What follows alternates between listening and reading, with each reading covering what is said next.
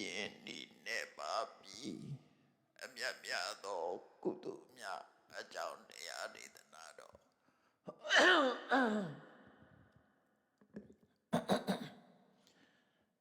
အရင်ဤနဲ့ပါပြီမြတ်များသောကုသိုလ်မြတ်စွာဘုရားကဒီကနေ့ကုတ္တဒနာသုံးပါဟောကြားထားတဲ့အနေထုတ်လုပ်ပြီးတော့ဒီကနေ့ဟောပြောမှာဖြစ်တယ်အရင်ဤများပြီအရင်ဤနဲ့ပါပြီ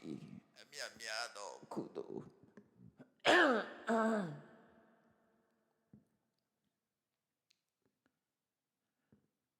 အဲ့တော့ဘဝဆိုတာကိုမြတ်စွာဘုရားကအကျဉ်းချုပ်ဟောတဲ့အခါမှာဘဝဆိုတာဒုက္ခပဲပုပ္ပိစာဣတရဟိစာဒုက္ခိစေဝပညာမေမိဒုက္ခသသနိရောဓ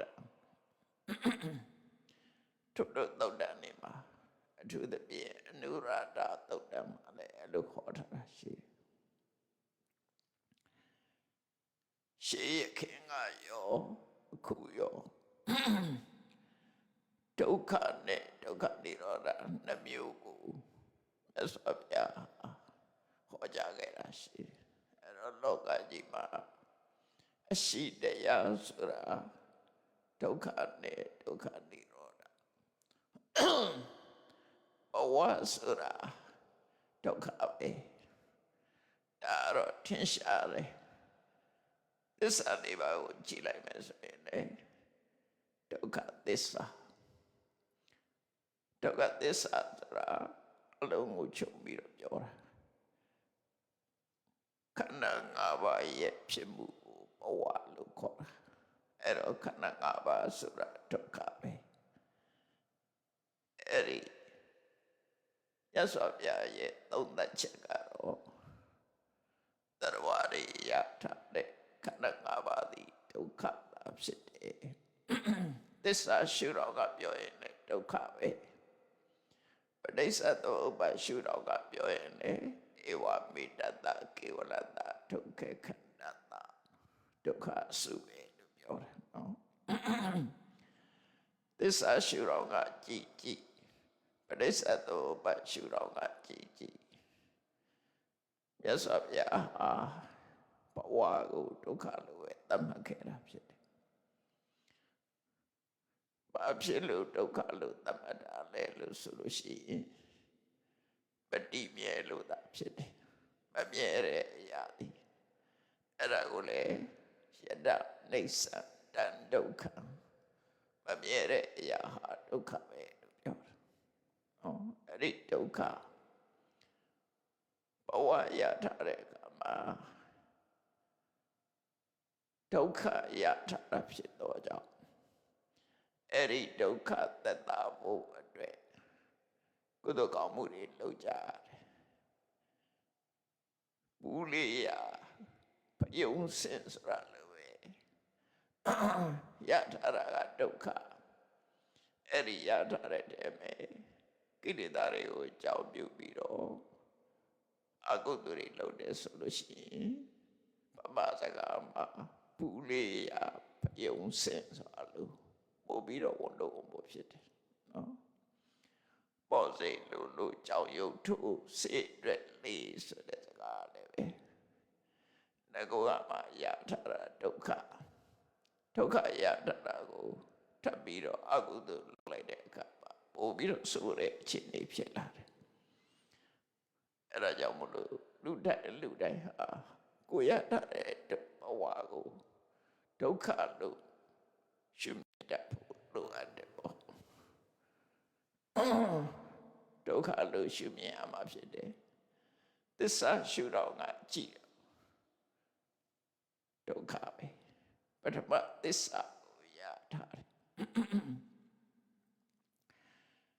သုတ္တန်တစ်ခုမှဆိုရင်မြတ်စွာဘုရားက ယောဘိက္ခွေရူပတ္တဥပ္ပါဒောဒုက္ခတိတောဥပ္ပါဒောရှုပ်တရားဖြစ်ပေါ်လာခြင်းဟာဒုက္ခဖြစ်ပေါ်လာခြင်းသာဖြစ်တယ်ယောဘိက္ခွေဝေဒနာယဥပ္ပါဒောစိတ်ခံစားမှုဖြစ်တတ်တယ်ပဲဒုက္ခဖြစ်တတ်တယ်ယောဘိက္ခွေသိညာယဥပ္ပါဒောဒုက္ခတိတောဥပ္ပါဒောစိတ်ရဲ့အမှတ်သိညာလည်းပဲဒုက္ခပဲယောဘိက္ခွေသင်္ခါရဏဥပ္ပါဒော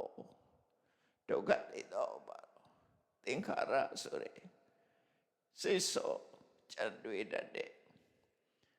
တရားတွေဖြစ်ပေါ်လာမှုကလည်းဒုက္ခဖြစ်ပေါ်လာတာပဲယောဘိက္ခွေဝိညာဏတ္တဥပ္ပါဒောဒုက္ခတိတောဥပ္ပါဒော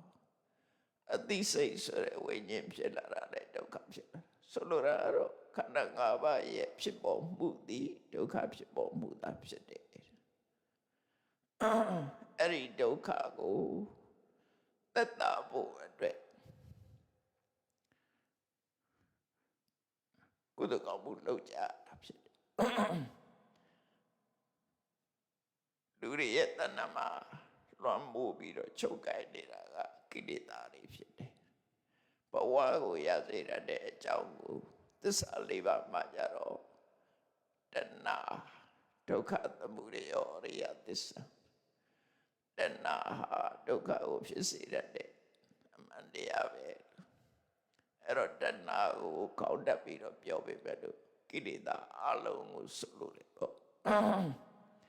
ကိလေသာအလုံးဟာဒုက္ခကိုဖြစ်စေတတ်တဲ့အကြောင်းတရားပဲအဲ့တော့ကိလေသာရှိနေသေးသမျှကောင်းတဲ့မကောင်းတဲ့တရားတွေကိုယ်ရင်ထဲမှာဖြစ်နေဦးမှာပဲဖြစ်တယ်အဲ့ဒီကိလေသာတွေရှိနေသမျှကလပ်ပတ်လုံး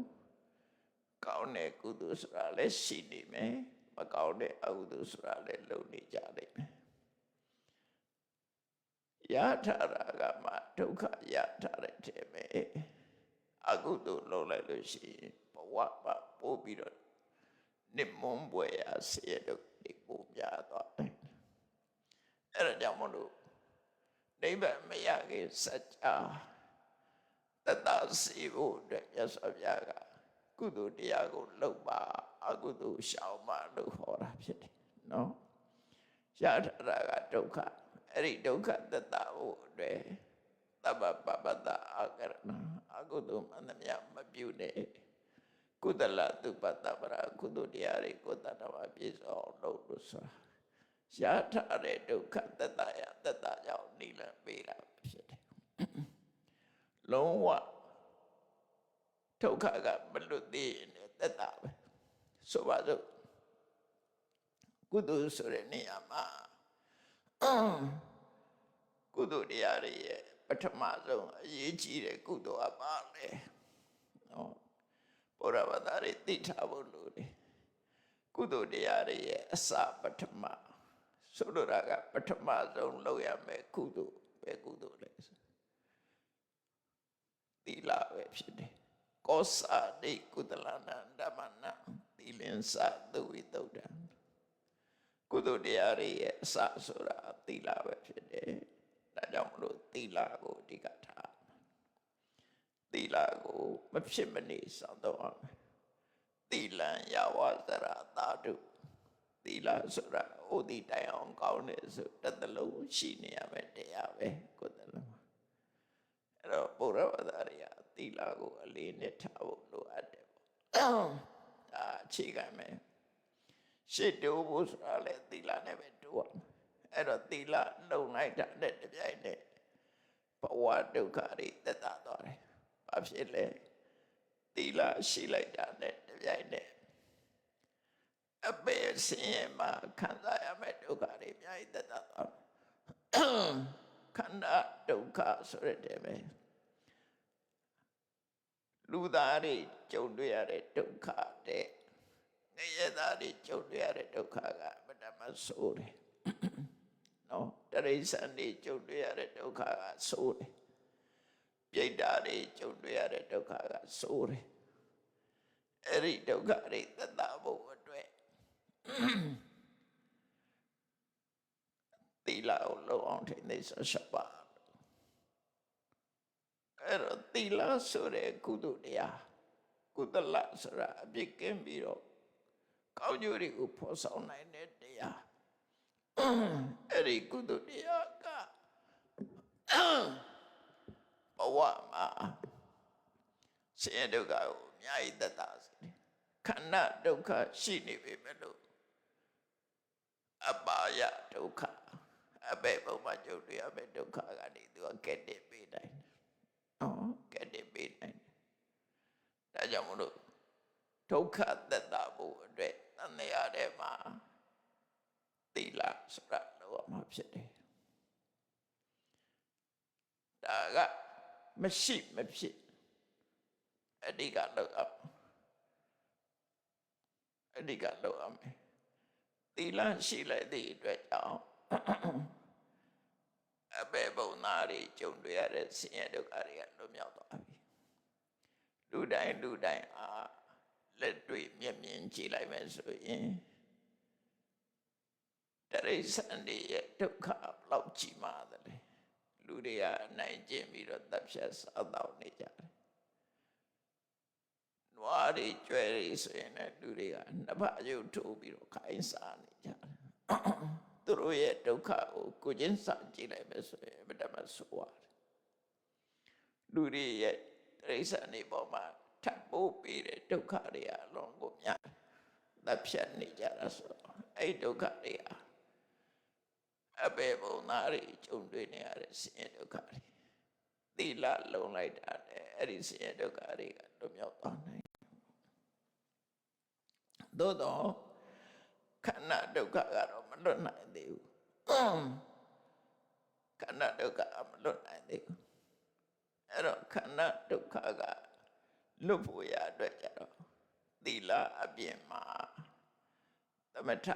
ဝိပဿနာဆိုတဲ့ဘာဝနာတရားတွေပွားများအထောက်ဖို့လိုအပ်သေးတယ်နောက်ဆုံးမှာဝိပဿနာတရားအထောက်မှဘဝဒုက္ခကလွတ်နိုင်တာဖြစ်တယ်ပေါ့နော်အဲ့တော့ကုသိုလ်ကောင်းမှုလုပ်တာဒုက္ခသက်သာဖို့သီလရှိသည့်အတွက်ကြောင့်လူဘဝမှာလူဘဝကိုရလာတယ်အသက်ရှိတယ်ကျမ်းမာတယ်ဒါသီလရဲ့အကျိုးတရားတွေပဲအသက်ရှိတယ်ကျမ်းမာတယ်နောက်တကဒါနကုသိုလ်ရှိသည့်အတွက်ကြောင့်ဘဝမှာစာဝတ်နေအစဉ်ပြေတယ်နော်ဒါနကောင်းမှုရှိခဲ့တဲ့ပုဂ္ဂိုလ်ဟာမကြောက်မကြမတောင့်မတတာမန်ဒီစာဝတ်နေခက်ခဲတဲ့ဒုက္ခတွေကိုကျော်လွှားနိုင်တယ်။ဘာဖြစ်လို့လဲဆိုတော့မြတ်စွာဘုရားကိုယ်တိုင်ကဒါနသဗ္ဗုဒ္ဓနိဘောဂာနိလူတွေသုံးဆောင်ပစ္စည်းတွေဆိုတာတဲ့ဒါနကြောင့်ရလာတာဖြစ်တယ်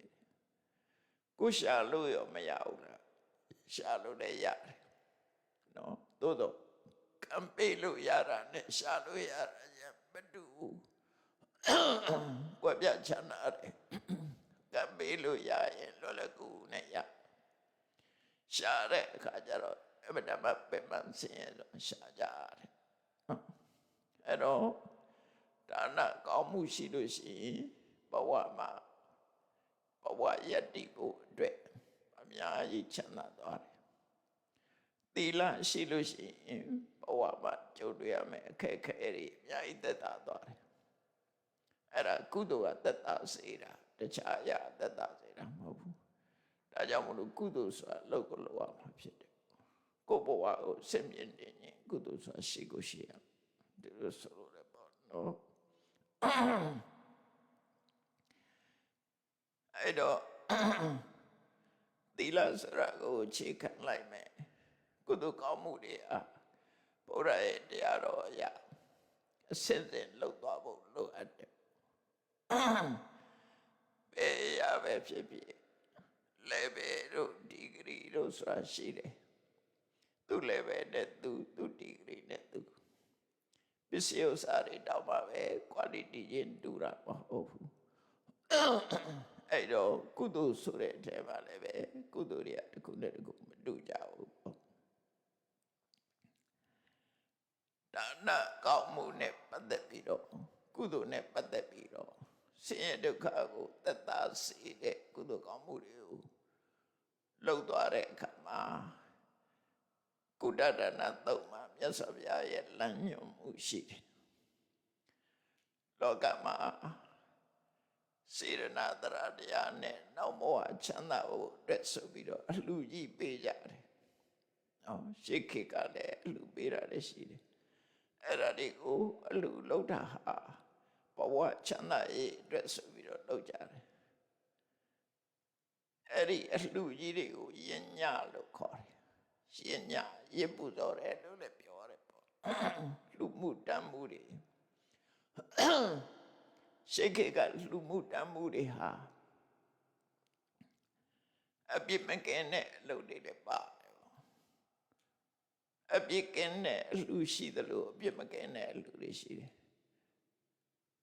sacrifice လို့ခေါ်တဲ့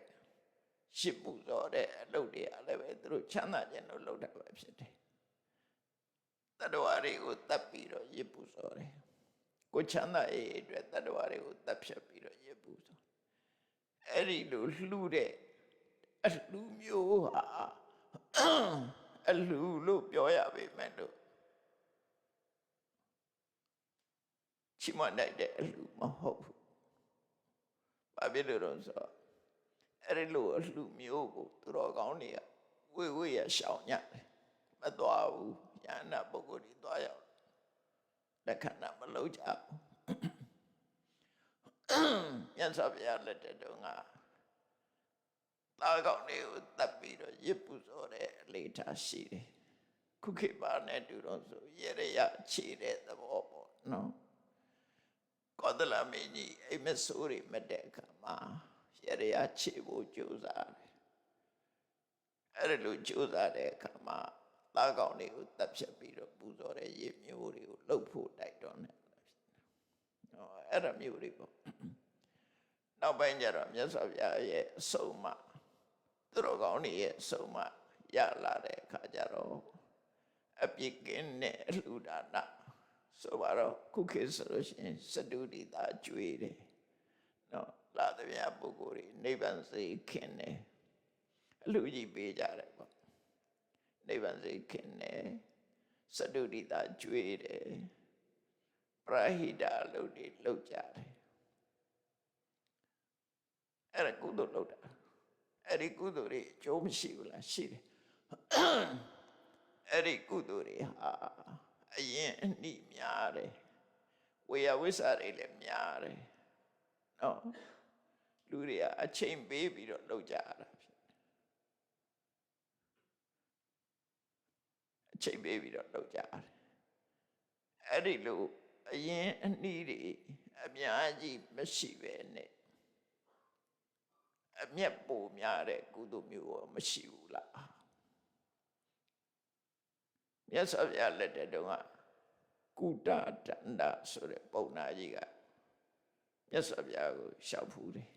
ဒါနဲ့ပတ်သက်ပြီးတော့အရင်နေ့အလောက်မများပဲဝေယဝိဆတွေအလောက်မများပဲသူတော်ဘာတွေကိုဒုက္ခပေးတာအဲ့လောက်မများပဲနော်အကျိုးများများပို့ရနိုင်တယ်အမြတ်များများပို့ရတဲ့ကုသိုလ်မရှိဘူးလားအဲ့တော့မြတ်စွာဘုရားဟောသွားတာစိတ်ဝင်စားကြကောင်းတယ်တစ်ခုချင်းတစ်ခုချင်းဟောသွားတာနော်အဲ့တော့သားကောင်းနေတပ်ပြီးတော့ရှစ်ပူဇော်တဲ့အလုပ်ကတော့လုံးဝမလုပ်ထိုက်တဲ့အလုပ်တစ်ခုပဲဟုတ်ပြီလှုပ်ထိုက်တာပါတော့ဆိုရင်အနာတပိတတိကြီးတို့လိုနေစဉ်နဲ့အများငွေကြေးမြောင်ပြားစွာကုန်ကြခံပြီးတော့လာသမျှပုဂ္ဂိုလ်တွေမရှိစင်ရသားတွေကိုတမင်ကြွေးတယ်လို့ကြွေးမွေတယ်လို့စတုဒီတာပဲစတုဒီတာကြွေးတယ်တရက်ထဲမဟုတ်ဘူးနေစဉ်ကြွေးတယ်ဒါကြောင့်မို့အနာထပိဋိကလို့ခေါ်တာသူ့အိမ်မှာတနေ့ငွေကြေးထောင်ချီကုန်ချခံပြီးတော့အလှမဏ္ဍကြီးဆောက်ပြီးတော့အမြဲတမ်းကြွေးမွေးနေတာအဲ့ဒီလိုအမြဲတမ်းကြွေးမွေးတယ်ဆိုတော့ဝေယဝိဆာလောက်ရတဲ့ပုဂ္ဂိုလ်တွေလည်းအများကြီးပဲလောက်ရတယ်အရင်ဤတွေများတယ်ဒါပေမဲ့လို့ အဲ့ဒီကုသိုလ်တဲ့အရင်ဤနေပြီးတော့အကျိုးပို့ရတဲ့ကုသိုလ်မျိုးရှိသလားတော့ဗမာပြည်နဲ့နားလဲအောင်ပြောရမယ်ဆိုရင်စတုဒိတာကျွေးတာတဲ့ပို့ပြီးတော့အကျိုးမြတ်များတဲ့ကုသိုလ်ရှိတယ်မြတ်စွာဘုရားရှိတယ်တဲ့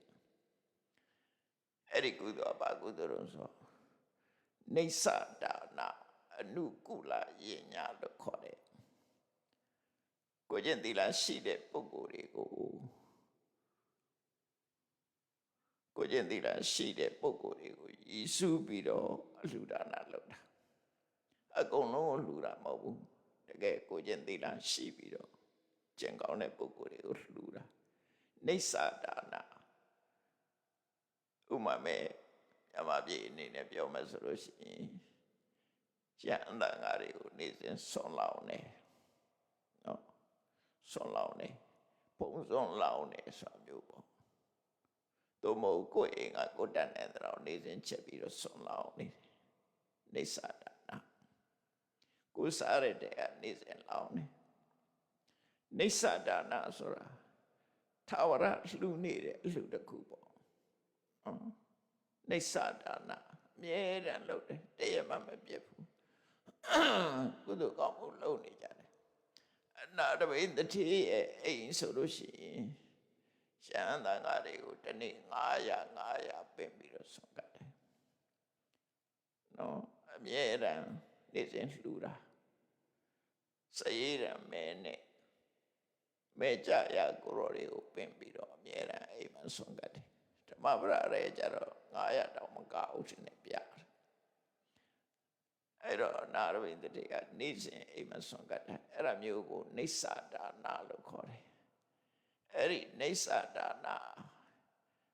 အနုကုလဆိုတာဘိုးဘွားမိဘလက်ထက်ကလေးကစဉ်ဆက်မပြတ်လုပ်တဲ့မျိုးရိုးဆက်သွယ်လူတဲ့ကုသိုလ်ကောင်းမှုသူတို့မျိုးရိုးကလှူထားတယ်ဘိုးဘွားမိဘတွေကဆွန်လောင်းနေထောင်ပြီးတော့ဆွန်လောင်းနေတယ်ဆိုတာမျိုးပေါ့နော်အနုကုလ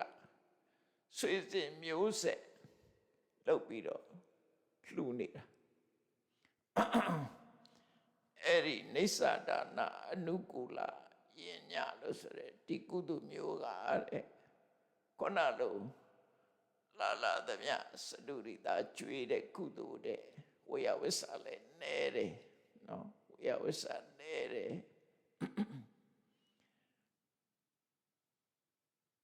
အရင်ဒီလည်းနဲတယ်သို့တော့ခုနကအလှူတွေတဲ့အမျက်ပိုများတယ်အကျိုးပိုများတယ်လို့ပြောတာဘာလို့လဲဆိုအမြဲလုပ်တာအမြဲလုပ်နေသည့်အတွက်ကြောင့်ဝေယဝိဆာနေသဒါနအပြတ်မခံမနဲ့အမြဲလှူနေတဲ့လှူကဆွေစဉ်မျိုးဆက်မပြတ်အောင်ဝဏိပတ်တစ်ခုအနေနဲ့လှူနေတဲ့လှူအဲ့ဒီလှူကပို့ပြီးတော့တခါတရံနော်စတုဒိတာကျွေးတဲ့အလှူကြီးတွေတခါအလှူပေးတာတွေတဲ့ပို့ပြီးတော့အကျိုးမြတ်များတယ်လို့ဆိုလို့တယ်နော်အဲ့တော့ကုတ္တဒါနပုံနာရမေးအရှင်ဘုရားတဲ့နေသဒါနအမြဲတမ်းလှူနေဖို့ဆွေစဉ်မျိုးဆက်လုပ်ဖို့ဆိုတာလေမလွယ်လာဘူးတဲ့မလွယ်လာဘူးဝေယဝိဆာတွေရှိနေတယ်ပေါ့နေစဉ်ဆိုတဲ့နေစဉ်ဝေယဝိဆာရှိနေမယ်အဲ့ဒါလောက်ဝေယဝိဆာအရင်ဒီမများပဲနဲ့ပို့ပြီးတော့တည်တဲ့အကျိုးကြီးတဲ့ကုသိုလ်ကောင်းမှုရောရှိသေးလားနော်သူတော့နေစဉ်ချက်ပြုတ်လှူဒန်းနေရတဲ့ဒုက္ခကမသေးဘူးအဲ့ဒါကြောင့်မို့လို့အဲ့ဒီလောက်လှုပ်ရှားမလို့ပဲနဲ့လှုပ်တဲ့ကုသိုလ်သို့တော့အကျိုးကြတော့ပို့ပြီးတော့ရမယ်အဲ့ဒီကုသိုလ်ရှိလားဆိုရှိတယ်တဲ့အဲ့ဒီကုသိုလ်ကပါတော့သတုဒ္ဒိတံသံဃာဥဒိတဝိဟရံကရောတိအဆောက်အဦတစ်ခုအရာလေးမျက်နှာကပဲပုဂ္ဂိုလ်ပဲလာဆိုလိုတာကလမ်းဘေးစရာလူဟာမျိုးလာတဲ့မြတ်ပုဂ္ဂိုလ်တွေဝင်ရောက်တဲ့ခုနာနေဖို့ လမ်းဘေးဆရာလိုအမျိုးဆောက်တယ်တန်ခါကိုရည်စူးပြီးစတုရိတတန်ခါကိုရည်စူးပြီးတော့ဆောက်လို့လှူဒန်းတဲ့ကြောင်းအဆောက်အဦအလှူနော်အဲ့ဒီအဆောက်အဦလှူတယ်ဆိုတာဟာ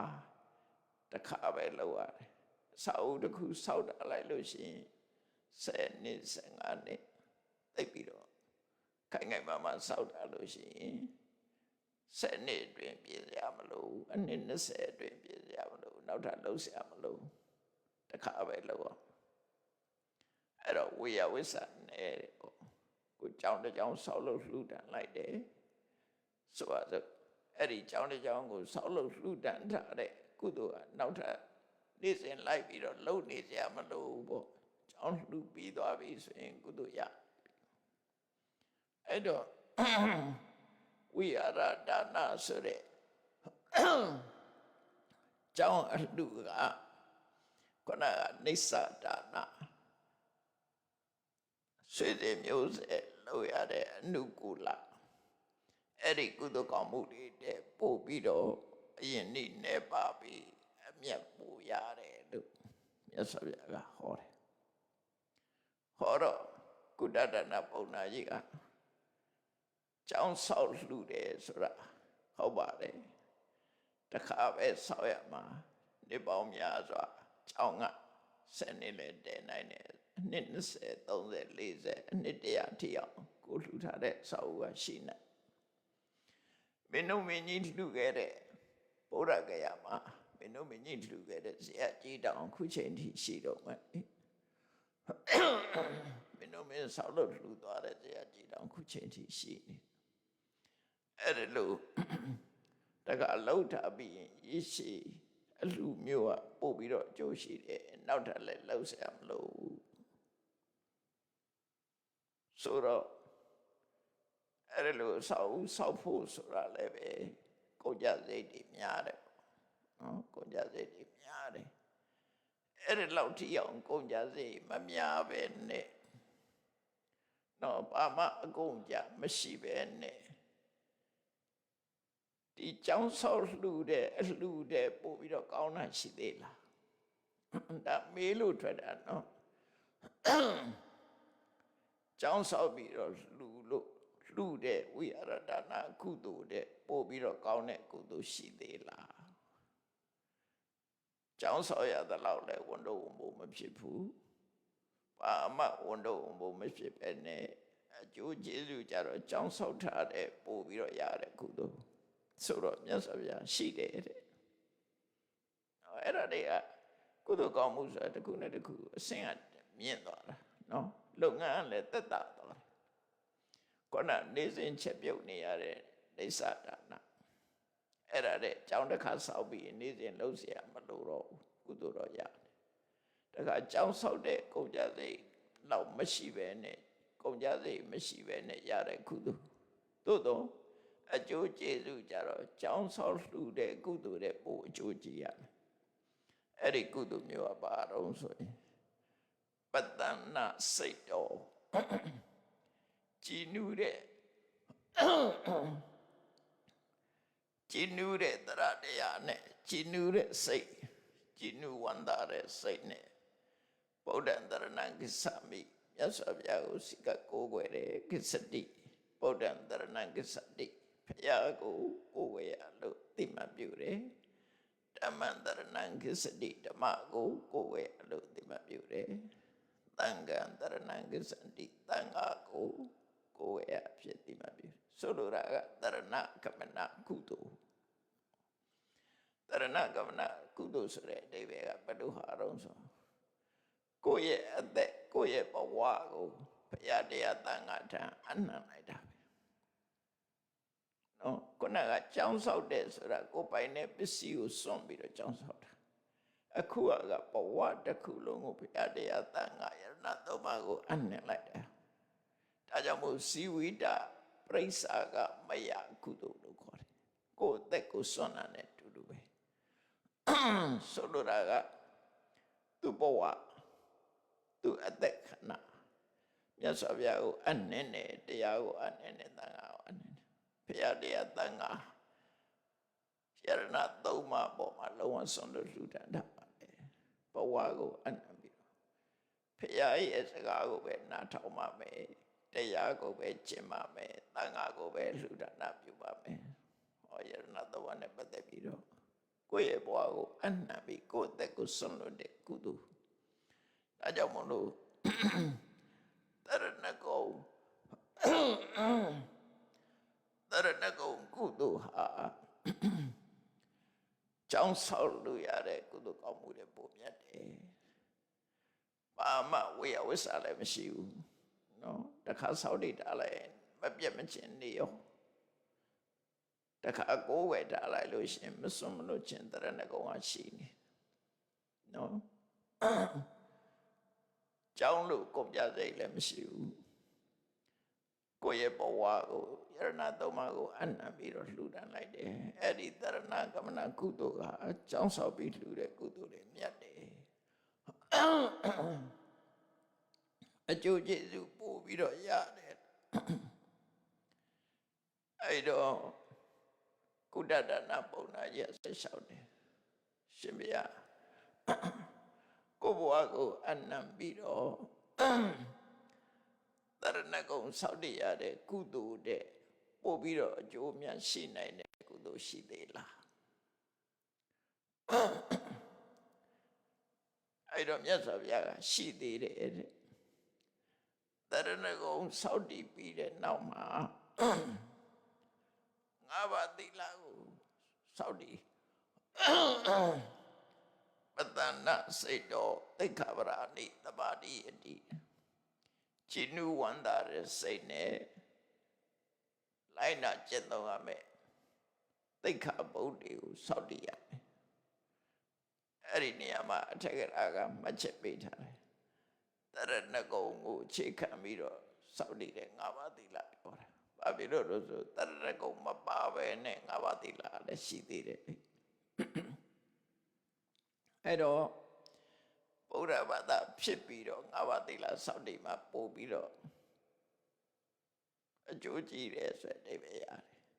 ဗုဒ္ဓတရဏဂစ္ဆာမိမပါပဲနဲ့စောင့်တည်တဲ့ငါးပါးသီလကြတော့ဒီလောက်အကျိုးမရှိဘူးလို့ဆိုတဲ့အဓိပ္ပာယ်ကိုပြောတာနော်တရဏဂုံစောင့်တည်ထားပြီးတဲ့နောက်မှာလိုက်နာကျင့်သုံးရမယ့်သိက္ခာပုဒ်တွေကိုခံယူစောင့်တည်လိုက်တယ်ပါတာတိပါတာဝေရမဏိသူများတဲ့တပ်ဖြတ်ခြင်းမှရှောင်ကျဉ်မှုရှောင်ကျဉ်တဲ့ကိုကျင့်တရားအဒိဏဒါနဝေရမဏိ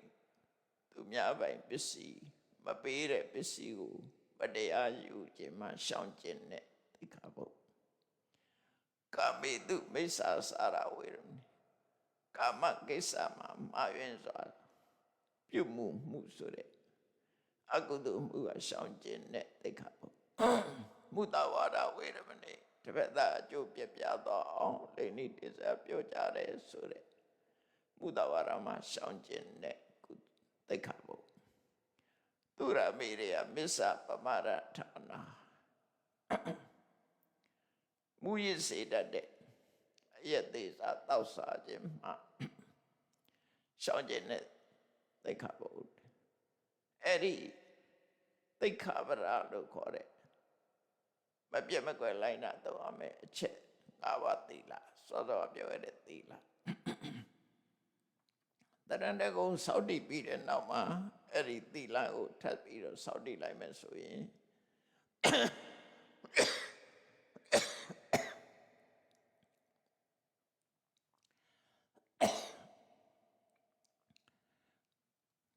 တရဏဂုံစောင့်တည်လိုက်တဲ့သီလကသီလတရဏဂုံစောင့်တည်ပြီးတော့၅ပါးသီလထပ်ဖို့ပြီးတော့စောင့်တည်လိုက်တဲ့ကုသိုလ်ကပို့ပြီးတော့အကျိုးရှိတယ်ပို့ပြီးတော့အကျိုးရှိတယ်အဲ့တော့ဟုတ်ပြီဒါဒီကုသိုလ်တွေအတစ်ခုနဲ့တစ်ခုမတူလာဘူးပေါ့နော်နံပါတ်1ကနေသဒါနနံပါတ်2ကဝိဟာရဒါနနံပါတ်3ကတရဏဂုံနံပါတ်4ကငါးပါးသီလ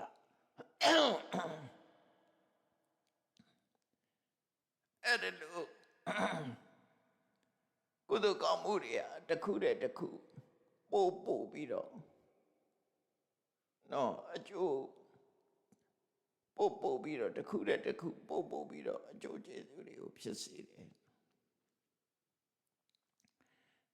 အဲ့တော့ငါးပါးသီလဟာလမ်းဆုံးလားလို့ဆိုမဆုံးသေးဘူးအဲ့ဒီငါးပါးသီလစောင့်တည်ထားတဲ့ကုသိုလ်တဲ့ပိုကောင်းတဲ့ကုသိုလ်ရှိသေးလားဆိုတော့မြတ်စွာဘုရားက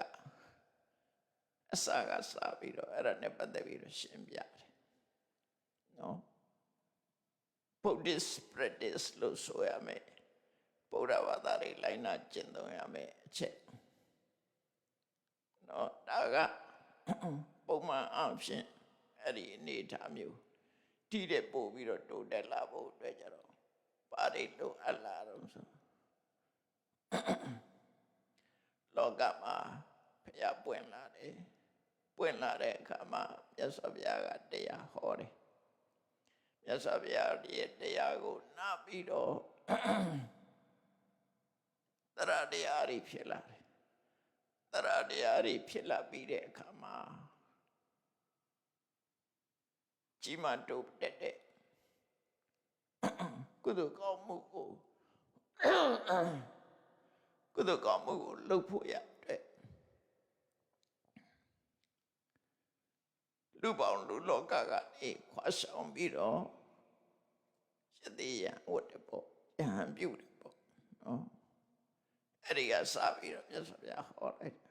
ဆိုလိုတာကဒါဒီပြဝဝ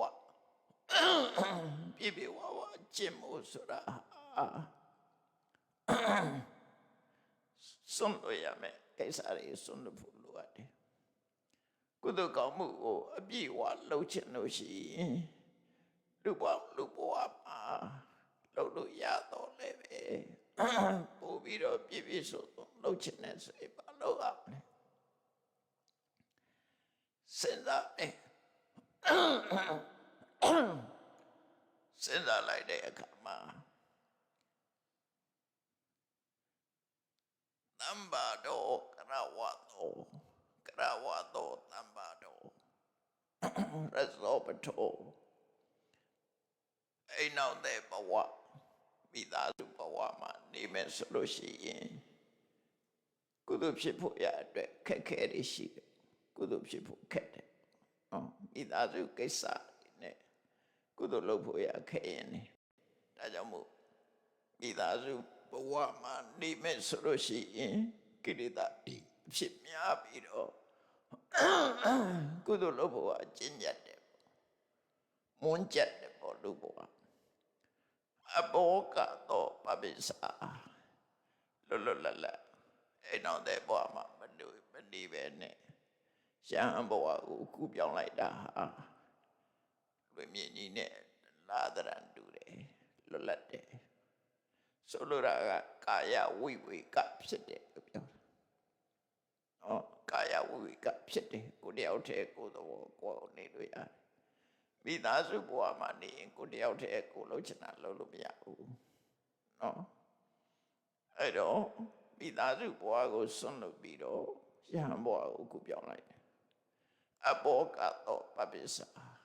ယဟန်ဘဝကြီးလွတ်လပ်တယ်လွေမြင့်ကြီးနဲ့တူတယ်ဆိုပြီးတော့ယဟန်ဘဝရောက်လာတဲ့အခါမှာနမတိယသီလတွေကိုကျင့်သုံးတယ်ထိုသီလခတ်မှဖို့အတွက်တတိထားပြီးတော့ဒွါရ6ပါးမှာကိလေသာတွေမဖြစ်အောင်တတိထားပြီးတော့နေတယ်ရှားသမျှလေးနဲ့ကျင့်တတ်တဲ့ရောင်ရဲတယ်အမြဲတမ်းတတိတံပစညာတတိရှိပြီးတော့စဉ္ညတုတ်တရားနဲ့နေတယ်ဆိုဒီအခြေခံတရားတွေသီလရဲ့အိန္ဒြိယသံဝရရဲ့ဒုဋ္ဌိရဲ့တတိတံပစညာရဲ့အဲ့ဒါလို့နေလိုက်လို့ရှိရင်ခုနငါးပါးသီလသမ္မာဆောက်တည်တာတဲ့ပုံမြတ်လာတဲ့အဲ့ဒါလို့ပြီးတော့သူသမထကျင့်တယ်ကိုကျင့်သမထကျင့်တယ်ကိုကျင့်သမထကျင့်တယ်ကိုကျင့်တယ်ဆိုတော့ပထမဇန်ရဖို့အတွက် ကာမဂုဏ်အာယုန်တွေကိုလုံးဝဆွန့်လွတ်ရနော်ကာမဂုဏ်အာယုန်တွေနဲ့ဝေးအောင်နေရမယ်ဝိဝိစေဝကာမေဟိဝိသအကုတလေဟိဓမ္မေနိဝရဏတရားတွေကင်းအောင်နေရမယ်ကာမဂုဏ်အာယုန်စိတ်တွေကိုဖယ်ခွာရမယ်နော်အကုသိုလ်တွေကင်းနိုင်တဲ့ပြန်ကင်းအောင်ရှင်းပြီးတော့နေရမယ်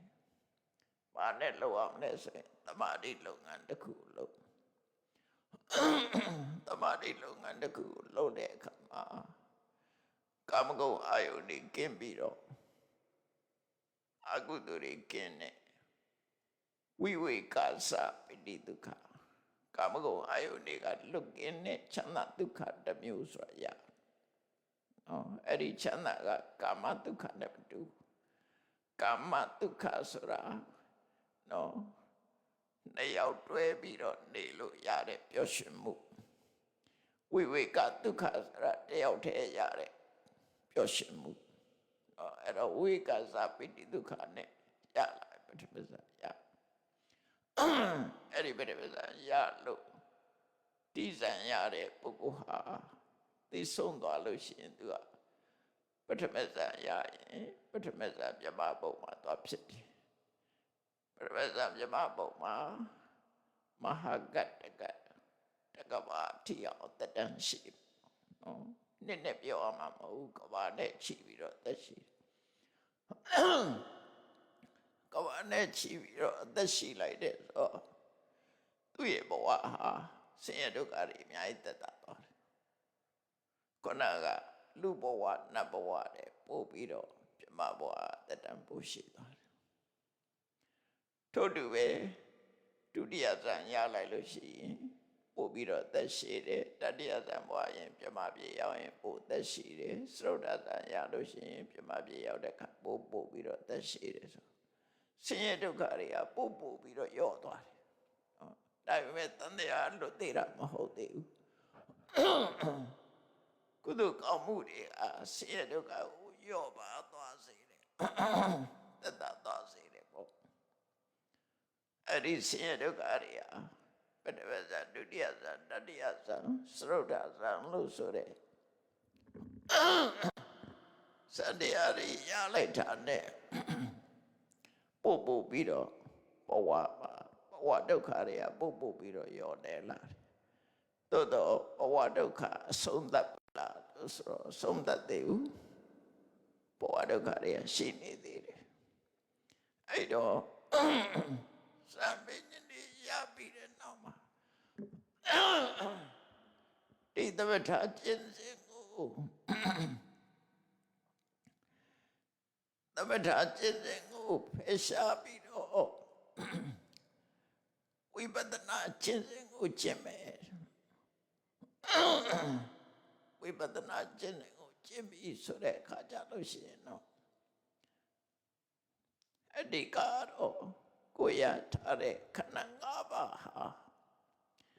ခန္ဓာ၅ပါးတသက်ဖြစ်တယ်ဒီခန္ဓာ၅ပါးဟာငါလည်းမဟုတ်ဘူးငါလည်းမဟုတ်ဘူးနော်ခန္ဓာ၅ပါးတသက်ဖြစ်တယ်ငါလည်းမဟုတ်ဘူးငါလည်းမဟုတ်ဘူး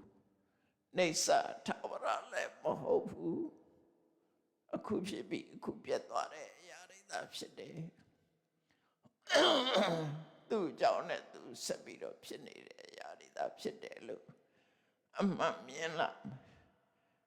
တတဝါဆိုတာမရှိဘူးယုံနဲ့နာနဲ့အခုသာရှိတယ်ယုတ်ကလည်းငါမဟုတ်ဘူးနာကလည်းငါမဟုတ်ဘူးယုတ်ကလည်းတတဝါမဟုတ်ဘူးနာကလည်းတတဝါမဟုတ်ဘူးဒီနှစ်ခုပေါင်းစပ်တဲ့အခါမှာလှုပ်ရှားလာတာသာဖြစ်တယ်ပေါ့အဲ့တော့အဲ့ဒီလိုယုံနဲ့တသက်ကိုရှုမြင်လာတဲ့အခါကျတော့တတ္တတင်ညာတတဝါရှိတယ်ဆိုတဲ့အတွေ့ကိုဖြောင်းနိုင်သွားတယ်ဖြောင်းနိုင်သွားတဲ့အခါမှာကိုရထားတဲ့ခန္ဓာ၅ပါးသည်ခန္ဓာ၅ပါးများတာဖြစ်တယ်အဲ့တော့မြတ်စွာဘုရားဟောတဲ့တို့ရထားတာဒုက္ခပဲရထားတာဖြစ်တယ်သစ္စာရှုတော့ငါရှင်ခန္ဓာ၅ပါးရတာဒုက္ခရတာဖြစ်တယ်ဘာကြောင့်ဒုက္ခလို့ပြောတာတော့ဖြစ်ပြီးရင်ပြတ်သွားတာမို့ဖြစ်မှုပြတ်မှုတွေကအမြဲတမ်းကပ်ပြီးတော့ နှိမ့်ဆက်ညှဉ်းပန်းနေတာဖြစ်လို့ဖြစ်မှုပြက်မှုတွေကအမြဲတမ်းနှောင့်ယှက်နေတာဖြစ်သောကြောင့်ဒုက္ခအဲ့ဒါနှိမ့်ဆက်တဒုက္ခအနိစ္စအမြဲတဲ့အရာသည်ဒုက္ခသာဖြစ်တယ်အဲ့ဒီလိုရှုမြင်လာပြီတရဝဆိုတာမရှိဘူးအဲ့ဒီအတိညာဏ်ကိုရလာပြီဆိုရင်ဘာဖြစ်လဲခန္ဓာ၅ပါးပေါ်မှာညှင်းငွေလာတယ်ညှင်းငွေတဲ့တွေ့တာမှုမရှိတော့လူချင်းမှုတတ်မဲ့မှုတန်ရောစဉ်ကင်းလာတယ်ဒိဗေနတိညှင်းငွေလာတယ်တာယာမှုဆိုမရတော့အနုမို့ဆိုရင်ခန္ဓာ၅ပါးပေါ်မှာတာယာနေတယ်လေတာယာလို့လူတွေဟာငါခန္ဓာငါဘဝကောင်းစားရေးငါခန္ဓာလှရေးဝါရေးဆိုပြီးတော့လုပ်နေကြတယ်ပြတ်သွားမှလည်းစိုးရိမ်နေကြတယ်ယောဂရမှလည်းစိုးရိမ်နေကြတယ်ဘာဖြစ်လို့လဲငါလို့သတ်မှတ်ထားတာငါဟာလို့သတ်မှတ်ထားတာအဲ့ဒီငါဟာဆိုတဲ့အတွေးကြောင့်လူတွေကသိလောကရောက်နေကြတာအကယ်၍သာငါဟာမဟုတ်ဘူးသူ့ကြောင့်နဲ့သူဖြစ်လာတဲ့သဘာဝတရားတသက်မြတ်တာမြတ်စွာဘုရားဟောသလိုဒါကြီးကဒုက္ခတတ္တကြီးပဲငါလည်းမဆိုင်ဘူးလို့ငါဟာမဟုတ်ဘူးငါလည်းမဟုတ်ဘူးလို့ရှုမြင်နိုင်မယ်ဆိုလို့ရှိရင်တွေ့တာမှုဆိုတာမရှိတော့တွေ့တာမှုမရှိရင်ဒုက္ခဆိုတာမရှိဘူးတွေ့တာမှုမရှိတာကိုပဲနိဗ္ဗိနတိညီငွေတယ်တာယာမှုမရတော့မရသည့်အတွက်ကြောင့်နိဗ္ဗိနံဝိရိစတိညီငွေလာလို့ရှိရင်အဲ့ဒီပေါ်မှာမตายရဘူးဆိုရင်တွေ့တာမှုအပြတ်သွားတယ်